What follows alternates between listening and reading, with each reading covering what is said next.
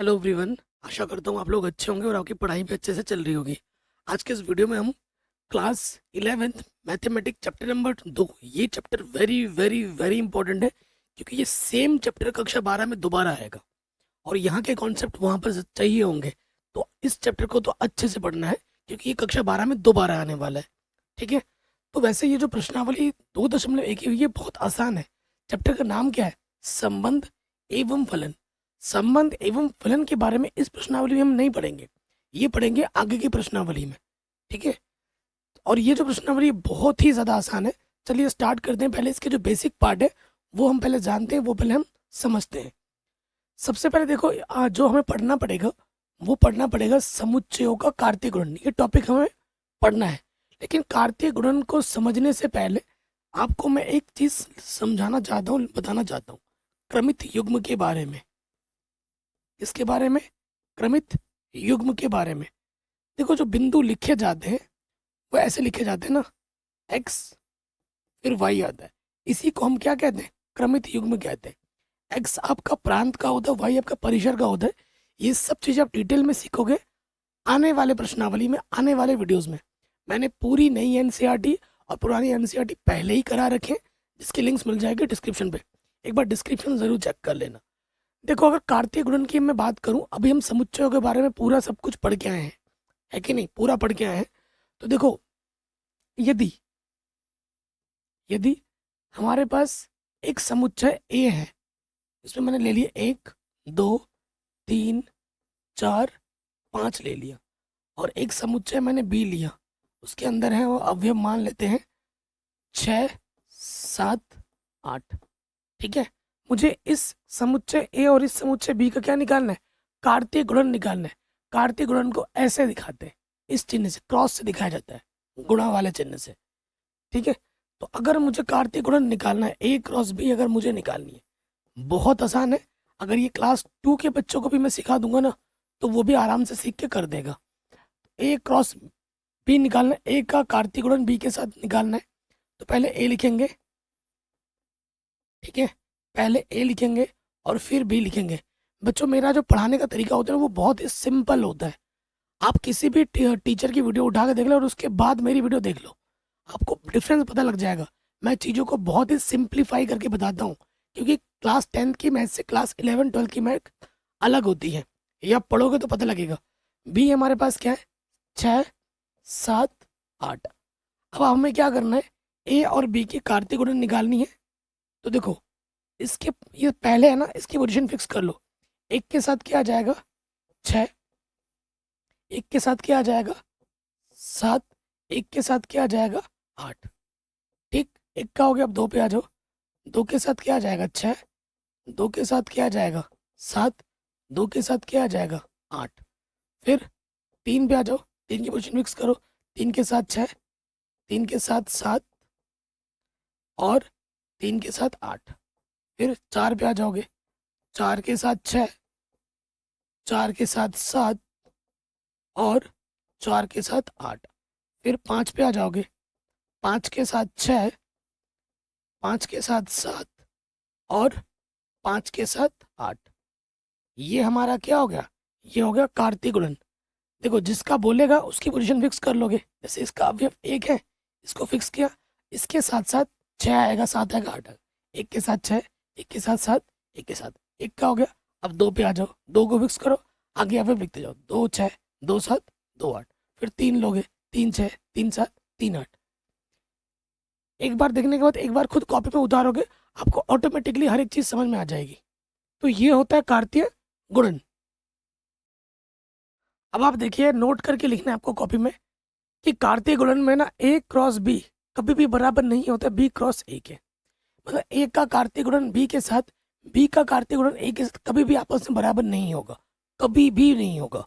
ठीक है। अगर ए और बी दो अलग अलग समुच्चय है ना, तो ए क्रॉस बी कभी भी बराबर नहीं होगा बी क्रॉस ए के। इसे कॉपी में लिख लीजिए। मैंने एग्जाम्पल ले लिया है आपके आंखों के सामने। ये मैंने ए लिया है समुच्चय और ये मैंने बी लिया है। इधर मैंने ए क्रॉस बी रखा है, उधर मैंने बी क्रॉस ए रखा है। अब आपको निकाल के दिखाऊंगा, अब आपको निकाल के दिखाऊंगा। देखो, इसकी पोजीशन फिक्स करेंगे। एक के साथ क्या आ जाएगा? ए। फिर एक के साथ क्या आ जाएगा? बी। ठीक, एक का हो गया, दो पे आ जाओगे, दो के साथ क्या आ जाएगा ए, और दो के साथ क्या आ जाएगा बी, फिर तीन का साथ ए आ जाएगा, और तीन के साथ आपका क्या आ जाएगा बी आ जाएगा। ये मेरा निकल गया ए क्रॉस बी, ये मेरा क्या आ गया ए क्रॉस बी। अब निकालेंगे बी क्रॉस ए। देखिए ए को फिक्स किया, ए के साथ क्या आ जाएगा एक, ए के साथ क्या आ जाएगा दो, और ए के साथ क्या आ जाएगा तीन। फिर ए का हो गया, बी पे आ जाओ, बी के साथ क्या आ जाएगा एक, बी के साथ क्या आ जाएगा दो, और बी के साथ क्या आ जाएगा तीन। ठीक है, इसको समीकरण नंबर 2 मान लिया।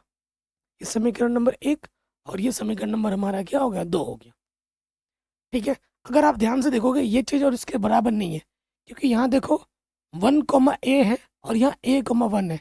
आपको पता है कि 1 कॉमा ए बराबर नहीं होता ए कॉमा 1 के। इसका एक्स निर्देशांक 1 है और इसका एक्स निर्देशांक ए है।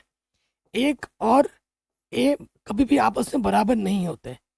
अगर इसको बराबर होना है तो इसका एक्स में जो होगा इसके एक्स में भी वही होना चाहिए, इसके वाई में जो है इसके वाई में भी वही होना चाहिए, तभी बराबर होंगे, है कि नहीं।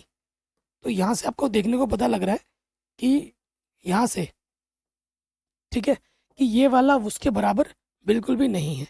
ओके बच्चों, तो यहाँ से आपको एक आइडिया लग गया कि ए क्रॉस बी कभी भी बराबर नहीं होता बी क्रॉस ए के। मैंने आपको एग्जाम्पल देके भी समझा दिया, इसे स्क्रीनशॉट ले लेना, कॉपी में लिख लेना। अब हम आते हैं प्रश्नावली पे।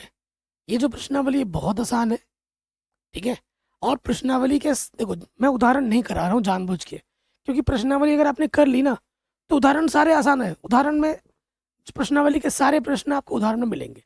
तो मेरी तरफ से अभी आपको प्रश्नावली के बाद जितने भी उदाहरण हैं एनसीईआरटी के वो होमवर्क है, इनको करने के बाद वो आप चुटकी में कर दोगे, ये मेरा दावा है, ठीक है, हंसते हंसते कर दोगे। तो पहले प्रश्न पे आ जाते हैं, बहुत ही आसान प्रश्नावली है। मैंने पहले ही बोला ये प्रश्नावली बहुत आसान है। क्या बोल रहे हैं कि ये जो बिंदु है इस बिंदु के बराबर है, ठीक है, ये कार्तीय जो युग्म है इसके बराबर है, तो एक्स और वाई के मान ज्ञात कीजिए। देखो प्रश्न में आ जाएंगे, हल में आ जाओ सॉल्यूशन पे। सबसे पहले हम क्या लिखेंगे, दिया है। क्या लिखेंगे, दिया है, जैसे एग्जाम में लिखना है कॉपी में लिखना है। क्या दिया है हमें, एक्स प्लस 3 प्लस का 1 कॉमा वाई माइनस 2/3 बराबर दे रखा है 5/3 कॉमा 1/3। ये चीज हमें दे रखी है। अब देखो ये क्रमित युग्म इस क्रमित युग्म के बराबर है। अगर बराबर है तो इसका एक्स निर्देशांक इसके एक्स निर्देशांक के बराबर होगा, इसका वाई निर्देशांक इसके वाई निर्देशांक के बराबर होगा। ठीक है, तो यहाँ से लगा दो एक्स प्लस 3, x/3 प्लस में 1 किसके बराबर हो जाएगा 5/3। इधर से लॉसअपा ले लो, लॉसअपा आ जाएगा 3, 3 एकम 3। ठीक है, इसके बट्टे में 3 इसके बट्टे में 3 कटा, प्लस का 3 इधर के क्या हो जाएगा माइनस का 3। तो x का मान आ जाएगा 2। x का मान कितना आ गया बच्चों, x का मान आ गया 2। पुनः इसका y निर्देशांक इसके y निर्देशांक के बराबर होगा, तो यहाँ से आ जाएगा y माइनस 2/3 बराबर आ जाएगा 1/3। लॉसअपा ले लोगे 3 आ जाएगा, 3 गुणा y 3y माइनस के 2 1/3। इसके बट्टे में 3 इसके बट्टे में 3 कटा, ठीक, और ये माइनस का 2 इधर के क्या हो जाएगा प्लस का 2। 3y बराबर हो जाएगा 3, 3 एकम 3। तो y का मान क्या हो जाएगा बच्चों, y का मान आ जाएगा 1। आपसे x और y निकालने के लिए पूछा गया था, बड़े आराम से हो गया। कहीं पे भी नेक्स्ट क्वेश्चन पे आ जाते हैं। अगला क्वेश्चन क्या बोल रहे हैं कि यदि समुच्चय ए में 3 अवयव है, समुच्चय बी में 3 क्रॉस 3 4 5 है, तो ए क्रॉस बी में अवयवों की संख्या कितनी होगी। अगर आप ध्यान से देखें जो मैंने अभी आपको सिखाया था, इस ए में कितने अवयव है 3 अवयव है, ठीक। इस बी में कितने अवयव है 2 अवयव है।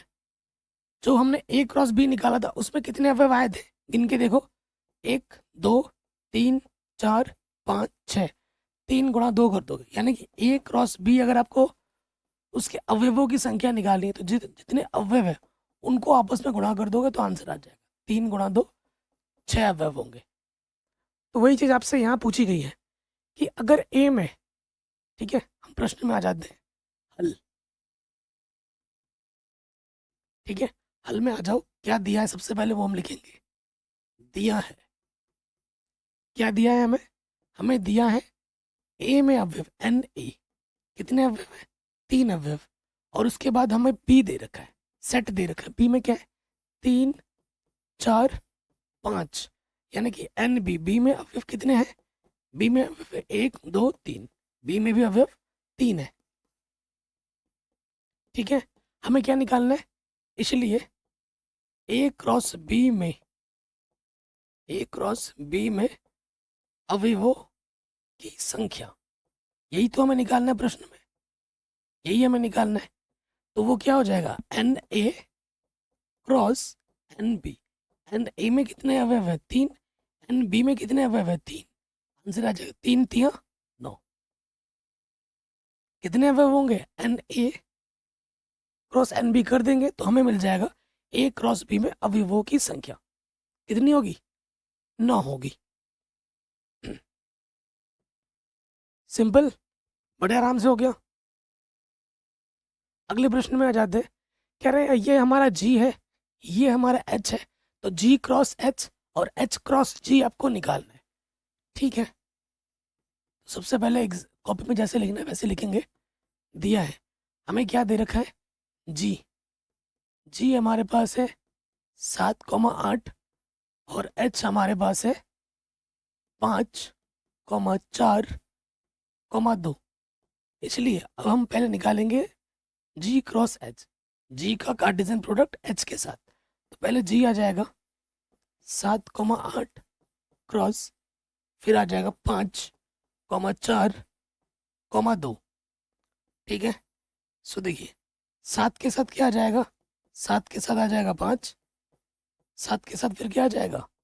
4। 7 को लिए ना 7 की पोजीशन फिक्स करेंगे और ये लिखते जाओगे। और 7 के साथ फिर क्या आ जाएगा?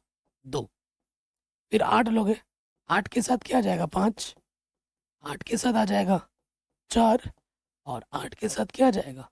2, ठीक। ये हमारा क्या निकल गया? जी क्रॉस एच। ये हमें हमारा जी क्रॉस एच मिल गया। अब हमें क्या निकालना है? अब हमें निकालना है एच क्रॉस जी। क्या निकालना है? एच क्रॉस जी। एच पहले लिखेंगे। एच हमारे पास है 5,4,2 और जी हमारे पास है 7,8, ठीक है। 5 को फिक्स करेंगे, 5 के साथ आ जाएगा 7, 5 के साथ आ जाएगा 8।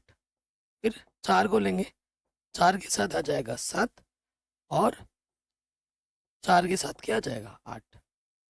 फिर 2, 2 के साथ आ जाएगा 7 और 2 के साथ क्या आ जाएगा?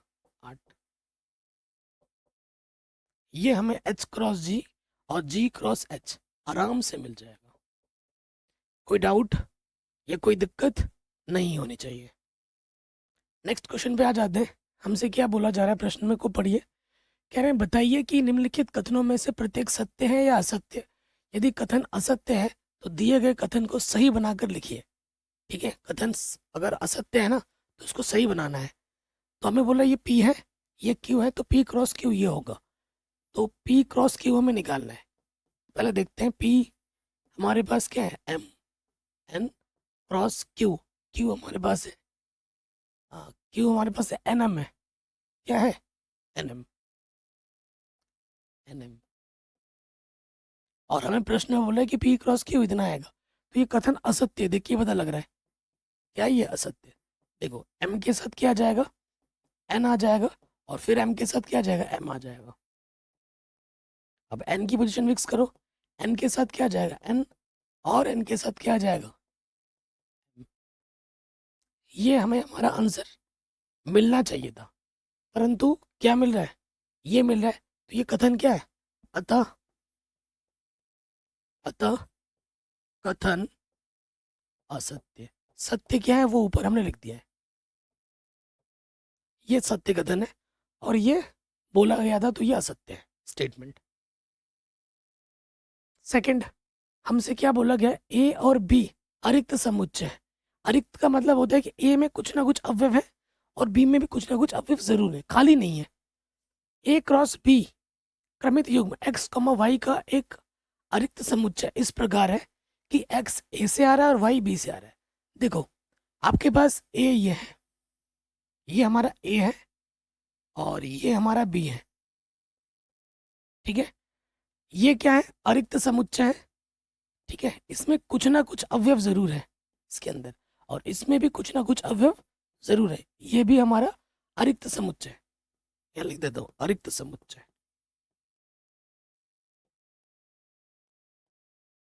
ये अरिक्त समुच्चय है और ये भी हमारा क्या है भाई, अरिक्त समुच्चय है। मतलब इसके अंदर कुछ ना कुछ तो जरूर है, खाली नहीं है, रिक्त नहीं है, ठीक है। और अगर हम ए क्रॉस बी निकालेंगे, ए क्रॉस बी निकालेंगे, ठीक है, और ए क्रॉस बी अगर हमारा एक्स कॉमा वाई आया है, ठीक है, तो देखो इसका जो पहला मेंबर है, इसका पहला मेंबर से होता है, तो ये जो एक्स होता है बच्चों वो कहाँ से आता है, ए से आता है, और इसका जो आखिरी मेंबर है वो आखिरी वाले से आता है, और वाई कहाँ से आता है, बी से आता है। तो ये बोलना चाहिए, अगर एक प्रश्न में दे रखा है A cross B x Y है, तो जो एक्स है वो ए से आएगा और वाई है जो वो बी से आएगा। तो ये जो कथन हमें दे रखा है ये बिल्कुल सही कथन है। कथन क्या है, बिल्कुल सही है, कथन सही है। और ये वेरी वेरी इंपॉर्टेंट क्वेश्चन था ये वाला पार्ट। अगर ए क्रॉस बी हमें दे रखा है ना, जो भी चीज़ होगी एक्स और वाई जो क्रमित युग्म होगा, पहला वाला पहले वाले सेट से आता है और बाद वाला बाद वाले सेट से आता है, ठीक है। ये अपने दिमाग में डाल लीजिए, इस पर अभी प्रश्न भी आने वाले हैं। नेक्स्ट कह रहे हैं ये ए है ये बी है, तो ए बी इंटरसेक्शन फाई के बराबर होता है। तो देखो आपको पहले क्या निकालना है, बी इंटरसेक्शन फाई, किसी भी समुच्चय का फाई के साथ जो उभयनिष्ठ होता है, इंटरसेक्शन का मतलब उभयनिष्ठ, वो क्या होता है, फाई होता है। चैप्टर नंबर 1 में हम पढ़ के आए हैं, ठीक है। और फाई का मतलब क्या होता है, रिक्त समुच्चय। फाई का मतलब क्या हुआ, रिक्त, खाली, कुछ है ही नहीं उसके पास। इसका मतलब क्या हुआ, खाली। फाई का मतलब क्या होता है, खाली, है ही नहीं। अब हमारे पास प्रश्न में दे रखा है ए क्रॉस ये निकालना है, ए क्रॉस ये निकालना है, बी इंटरसेक्शन फाई। तो ए क्रॉस इसके जगह पे क्या आ जाएगा, फाई आ जाएगा, इसके जगह पे क्या आ जाएगा, फाई आ जाएगा। और किसी का भी फाई के साथ जो कार्तीय गुणन होता है ना, वो फाई होता है। मतलब है ही नहीं भाई, कुछ है ही नहीं। फाई का मतलब खाली। ए का किसके साथ कर रहे हो, किसी के साथ नहीं कर रहे, तो क्या आएगा, कुछ भी नहीं आएगा। जब किसी के साथ कार्तीय गुणन कर ही नहीं रहे तो क्या आएगा, कुछ भी नहीं आएगा। फाई का मतलब क्या हो, खाली, तो फाई होता है। तो ये जो कथन दे रखा है ये हमारा कथन क्या है भाई, कथन सही है, ठीक है। ये स्टेटमेंट बिल्कुल सही है। नेक्स्ट क्वेश्चन पे आ जाते हैं। कह रहे हैं ये ए है, तो ए क्रॉस ए हमें ज्ञात करना है। सो देखिए कैसे ज्ञात करेंगे। देखो सबसे पहले हम लिखेंगे दिया है, क्वेश्चन बहुत ही आसान और सिंपल है। हमें ए दे रखा है -1, -1 दे रखा है। तो सबसे पहले हम निकालते हैं ए क्रॉस ए निकालते हैं। हमें निकालना ए क्रॉस ए निकालना है। तो पहले हम निकालेंगे ए क्रॉस ए, ए और ये ए क्रॉस ए। तो -1 की पोजीशन फिक्स करो, -1 का किसके साथ आ जाएगा, -1 के साथ आ जाएगा। -1 का फिर किसके साथ आ जाएगा, 1 के साथ। -1 का हो गया। अब इसके लेंगे, 1 का किसके साथ आ जाएगा, -1 के साथ, और 1 के साथ किसका आ जाएगा, 1 के साथ। तो ये हमें मिल गया ए क्रॉस ए। क्या मिल गया, ए क्रॉस ए। अब हमें निकालना है क्या, हमें निकालना है ए क्रॉस ए। तो उसके लिए क्या हो जाएगा, ए क्रॉस ए। देखो ये चीज़ तो जस्ट अभी आपने निकाल ली ना, और ए तो हमें दिया ही है, तो अब हम मान रखेंगे, इधर हल करते हैं, ठीक है। ए हमारे पास क्या है, -1, 1, और ए क्रॉस ए जस्ट अभी हमने निकालना है, यहाँ रखेंगे -1, -1। फिर क्या था, -1, फिर क्या था, फिर था 1 - 1, और अगला क्या था 1 1। ठीक है, चलिए करते हैं। पोजीशन फिक्स करो, -1 के साथ ये आ जाएगा दोनों, -1 के साथ ये आ जाएगा, -1 के साथ ये आगे आ जाएगा, और -1 के साथ ये आ जाएगा। ठीक, इसका हो गया। अब इस पे आ जाओ, 1 को फिक्स करेंगे, ये पूरा आ जाएगा, 1 को फिक्स करेंगे, ये पूरा आ जाएगा, ये आ जाएगा, 1 को फिक्स किया, ये आ जाएगा। ठीक है, तो ये हमें A क्रॉस A मिल गया 3 बार। ठीक, कहीं पे भी डाउट हो एक बार दोबारा देखिएगा। नेक्स्ट क्वेश्चन बोल रहा है हमारे पास A क्रॉस ये है, A क्रॉस B, A का कार्तीय गुणन B के साथ हमें ये दे रखा है कार्टेशियन प्रोडक्ट। तो A और B क्या होंगे ये हमें निकालना है। बहुत ही आसान प्रश्न है।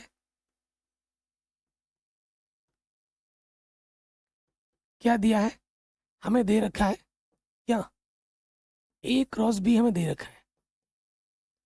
A क्रॉस B क्या है, AX, फिर क्या है AY, फिर है BX, और फिर क्या है BY। इसलिए जो A होगा और जो B होगा, A क्या होता है, पहले वाले मेंबर A के होते हैं, ये होगा A से, ये होगा A से, ये होगा A से, और ये होगा A से। और बाद वाला मेंबर B का होता है, ये वाला होगा B का, ये वाला होगा B का, ये वाला होगा B का, और ये वाला होगा B का। ठीक है ना, तो A के मेंबर क्या हो जाएंगे A, देखो जो 2 बार रिपीट कर रहा है उसको एक ही बार लिखना है, 2 बार नहीं लिख देना है। और फिर क्या हो जाएगा B। ठीक, और B के मेंबर क्या हो जाएंगे X, क्या हो जाएगा Y, बस। ठीक है ना, XY। तो ये हमारे A और B हमारे आराम से मिल जाएंगे। तो ये A होगा, ये B होगा। ऐसे प्रश्न आपके 1 नंबर में एग्जाम में पूछे जा सकते हैं। नेक्स्ट क्वेश्चन पे आ जाते हैं। क्वेश्चन क्या बोल रहा है हमसे कि मान लीजिए ये A है, ये B है, और ये C है, ये D है। सत्यापित कीजिए, इनको हमें सत्यापित करना है। ठीक, तो बहुत ही आसान क्वेश्चन है। पहले बाएं पक्ष पे आ जाओ, बायां पक्ष, बायां पक्ष लेने पर, तो बायां पक्ष क्या है, तो ब्रैकेट को पहले हल करेंगे, B इंटरसेक्शन C आ जाएंगे। B हमारे पास क्या है भाई, B हमारे पास है 1 2 3 4। ठीक है, ये हमारा B है। और C हमारे पास क्या है, इंटरसेक्शन C हमारे पास है 5,6। ठीक, तो इनमें कुछ उभयनिष्ठ है क्या, इन दोनों में कुछ भी उभयनिष्ठ है, कुछ भी उभयनिष्ठ नहीं है। तो ये क्या आ जाएगा, 5 आ जाएगा। अब हमें क्या निकालना है, अब हमें निकालना है A cross B intersection C। तो B इंटरसेक्शन C क्या मिला हमें, 5 मिला। और किसी का भी 5 के साथ जब हम कार्तीय गुणन क्या आता है, 5 आता है। तो बायां पक्ष हमने हल किया, हमें मिला क्या, हमें मिला 5। अब हम आ जाएंगे दाएं पक्ष पे, दायां पक्ष,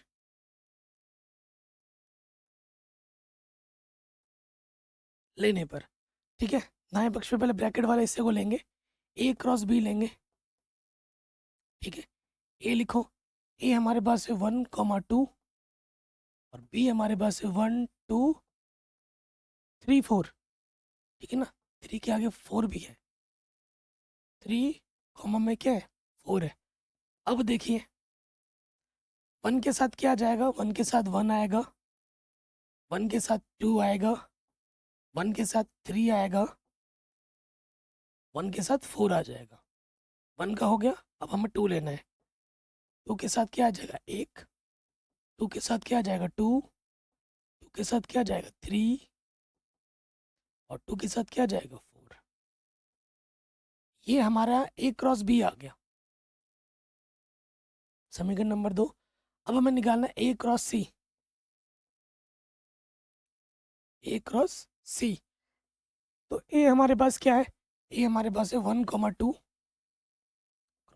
सी हमारे पास है 5, 6। कार्तिक उड़न निकालते हैं। एक के साथ क्या आ जाएगा 5, एक के साथ क्या आ जाएगा 6।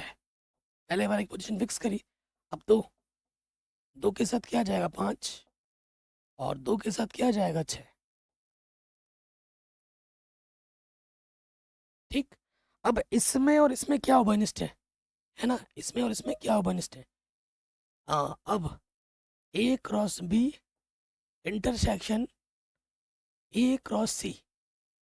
देखो समीकरण 2 तथा 3 से कुछ भी उभयनिष्ठ दिख रहा है आपको इसमें, कुछ भी, कुछ भी उभयनिष्ठ नहीं है, इन दोनों में कुछ भी उभयनिष्ठ नहीं है। समीकरण नंबर इसको 4 बोल लो, तो यहाँ लिख दोगे समीकरण 1 तथा 4 से, 1 तथा 4 से क्या बोल दोगे कि ये चीज इसके बराबर है। यहाँ लिख दोगे A cross B intersection C बराबर है A cross B intersection B cross C. ये खुद में एक रिजल्ट है, ये खुद में क्या है बच्चों, एक रिजल्ट है। देखो ए का क्रॉस बी के साथ आ गया, फिर ये इंटरसेक्शन बीच में लग गया, फिर ए का क्रॉस सी के साथ आ गया,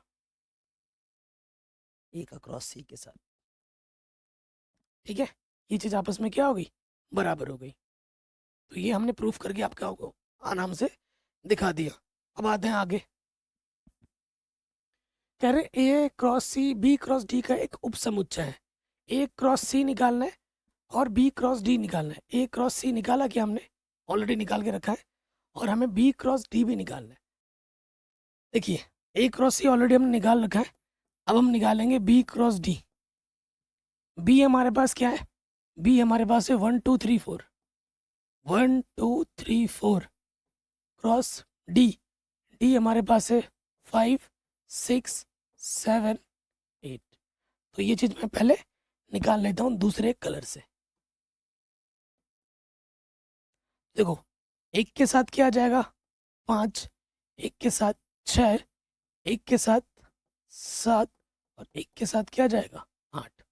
फिर दो ले लोगे, दो के साथ 5, दो के साथ 6, दो के साथ 7, और दो के साथ 8।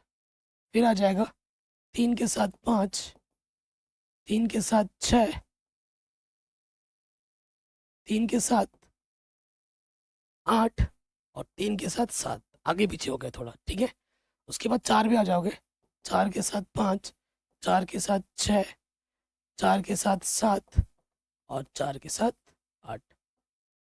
ठीक है, इसको समीकरण 1 मान दो और इसको समीकरण 2 मान दो। प्रश्न में क्या बोल रहा है कि A cross C B cross D का उपसमुच्चय है। A cross C B cross D का उपसमुच्चय है, ये हमसे बोला गया है।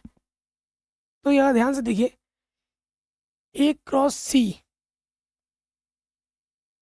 ध्यान से देखो क्या बोला गया, A cross C B cross D का उपसमुच्चय है। ए क्रॉस सी, इसमें 1,5 है, क्या इसमें भी 1,5 है, बिल्कुल है। इसमें 1,6 है, इसमें भी 1,6 है, इसमें 2,5 है, इसमें भी 2,5 है, इसमें 2,6 है, इसमें भी 2,6 है। इसका प्रत्येक अवयव इसके अंदर मौजूद है। ठीक है, मैं यहाँ लिख दे रहा हूँ, चूंकि 1,6 सी में है, तो 1,6 सी में बोल रहा हूँ यार, ए क्रॉस सी में है।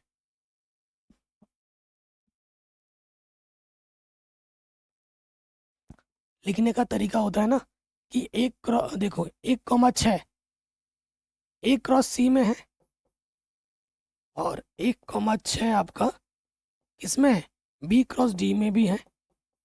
ठीक, उसके साथ साथ 1,5, 1,5 आपका ए क्रॉस सी में है, और 1,5 आपका बी क्रॉस डी में भी है। ठीक है, उसके बाद 2,5 आपका ए क्रॉस सी में है, और 2,5 आपका, ठीक है, बी क्रॉस डी में भी है। उसके बाद बच गया 2,6 ए क्रॉस सी में है, और 2,6 आपका बी क्रॉस डी में भी है। तो आप आगे क्या लिख दोगे, चूंकि ए क्रॉस सी का प्रत्येक अवयव बी क्रॉस डी में है, अर्थात ए क्रॉस सी उपसमुच्चय हो जाएगा बी क्रॉस डी का। ये लिख दोगे। ओके, तो ये क्वेश्चन भी आपका आराम से बन जाएगा। नेक्स्ट क्वेश्चन क्या बोल रहा है, मान लीजिए ये ए है, ये बी है, ए क्रॉस बी आपको निकालना है पहले। ए क्रॉस बी के कितने उपसमुच्चय होंगे ये आपको बताना है। ए क्रॉस बी भी निकालना है, उनकी सूची भी बनानी है। ठीक है, देखिए ए मेरे पास है 1,2, ये हमें दिया है। ठीक है, बी हमें दे रखा है 3,4।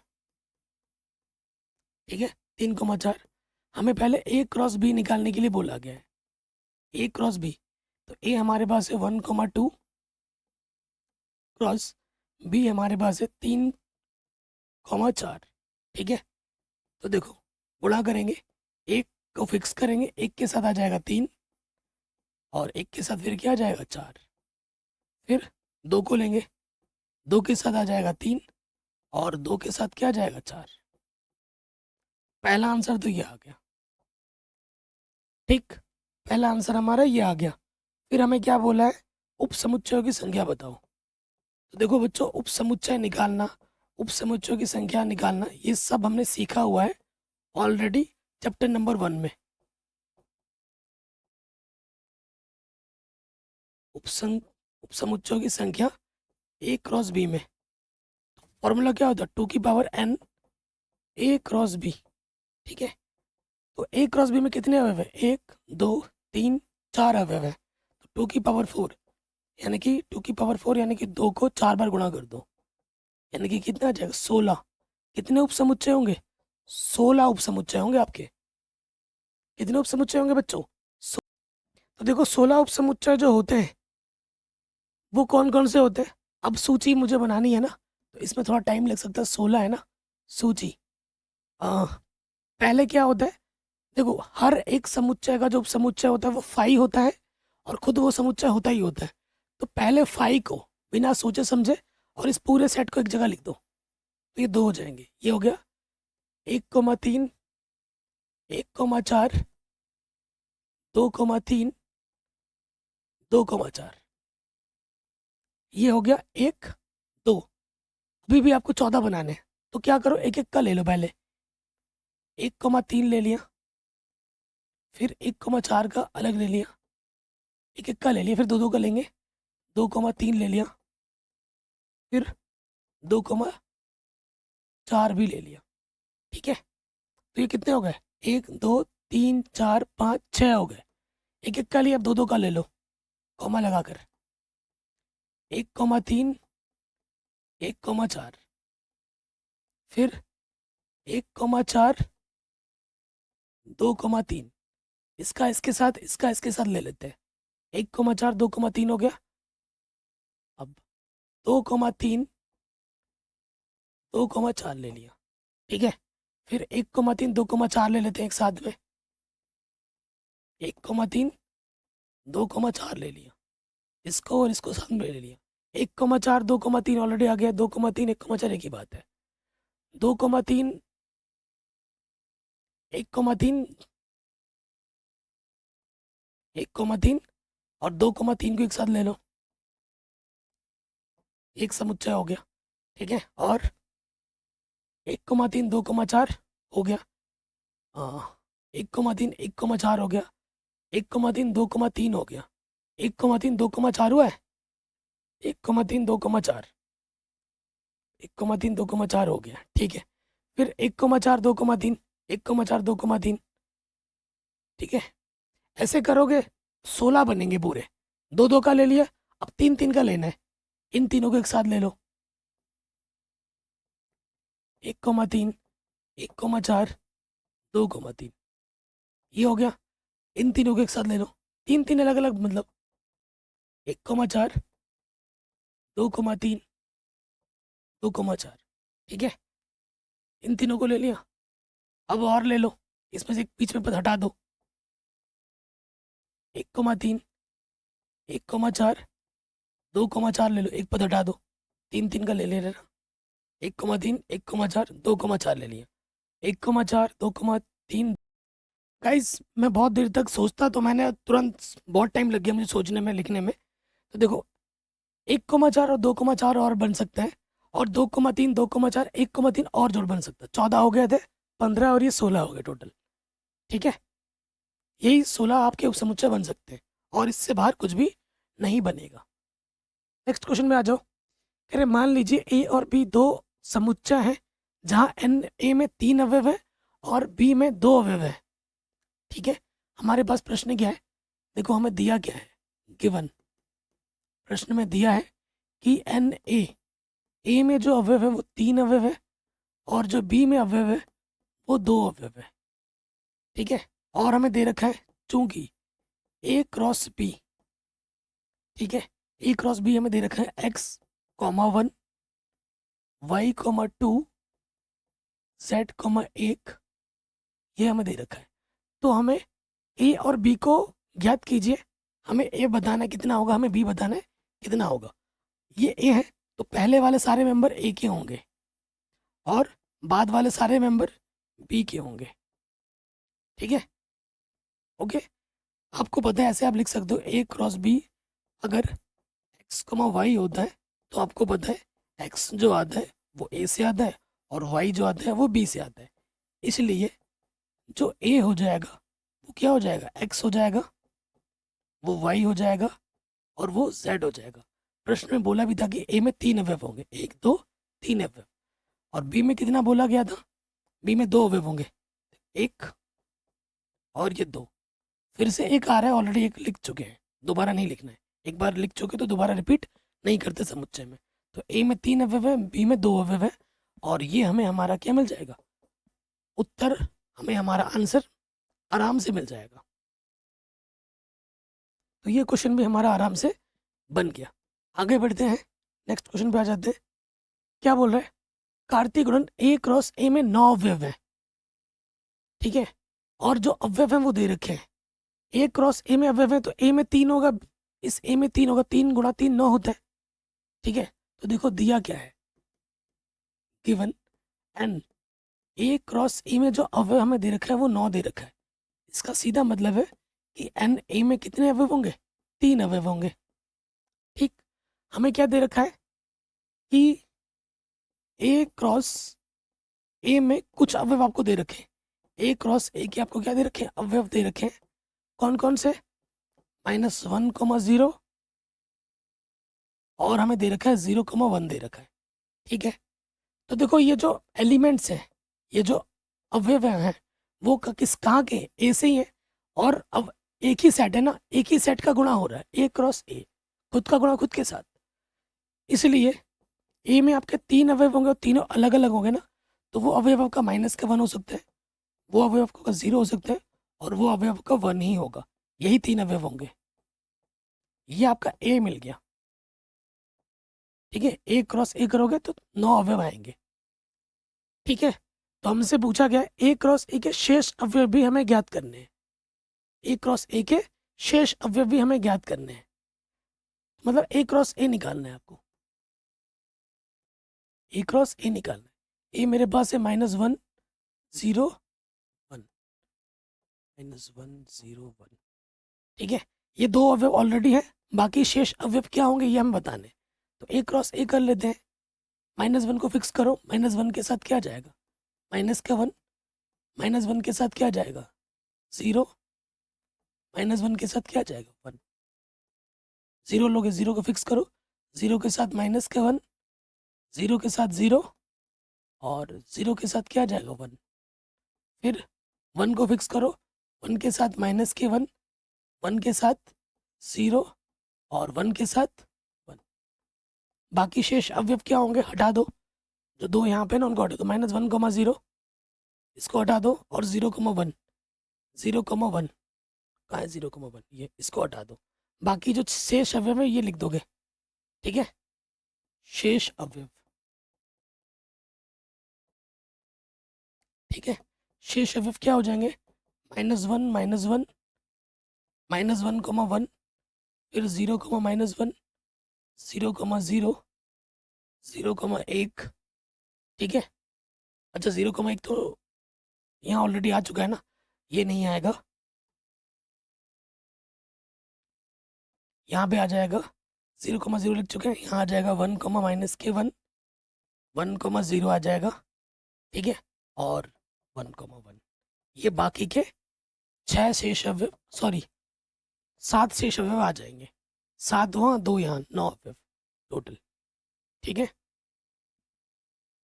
तो इस तरीके से ये जो प्रश्नावली है वन शॉट वीडियो में मैंने कंप्लीट करा दी है, बहुत आसान है, बाकी मैंने सब कुछ पढ़ा रखा है, लिंक्स मिलेगी डिस्क्रिप्शन में। वीडियो को प्लीज़ शेयर ज़रूर करें, और अगली जो वीडियो है वो most most most important video आने वाली है आपके लिए, कक्षा 11 और 12 दोनों के लिए इंपॉर्टेंट है।